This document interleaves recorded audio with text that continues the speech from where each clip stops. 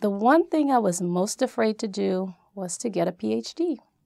It was not my initial intent. When I started graduate school, I enrolled in a terminal master's program, which means I would get a master's degree and I would graduate. My advisor continuously asked me, why are you not getting a PhD? And I would say, well, I'm going to go and work in industry for a while and then maybe I'll come back and get a PhD. But he continued to ask me over and over, but that still didn't work. I can remember the day like it was yesterday. I went to lunch and I was walking back and one of the faculty in the department was sitting out on the bench and he called me over and he said, hey, you're finishing up your master's, so what are you going to do next? And I told him I was probably just going to start interviewing for jobs. And he said, so why aren't you getting a PhD? And I said, oh, I don't know. I just want to go and work. I'll probably get one later.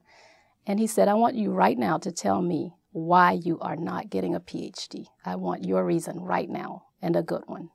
And I stood there and I looked at him in silence. And I didn't have one. And he said, you can't give me one. You need to get a PhD. You are an African-American female in a male-dominated world of white men. Why are you not getting a PhD? You are almost there. And I looked at him and I said, okay, thank you. And I went back to my office, and about a month later, I decided to go in for the PhD.